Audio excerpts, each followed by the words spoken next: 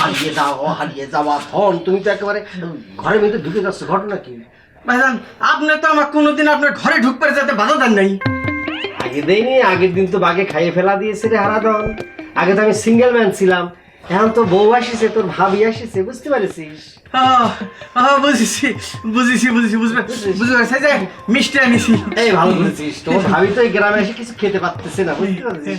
দেখি আর খুব কষ্ট করতেছে সে, আমি দেখি আশা করছো তুমি ভালো করেছো। এই যে তো আপনি হারাধন? নমস্কার। বৌদি তো ফাইন, অনেক সুন্দর। ভাইজান আপনি বুঝি আগে বৌদির কাছে আমার গল্প করেছেন, তাই না? আপনি কবের পারেন বৌদি যে ভাইয়ের আমি একেবারে সঙ্গী, কর্মচারীও কবের পারেন নাই। কোথাকার কর্মচারী? নিশ্চয়ই অফিসের। এই আর কি।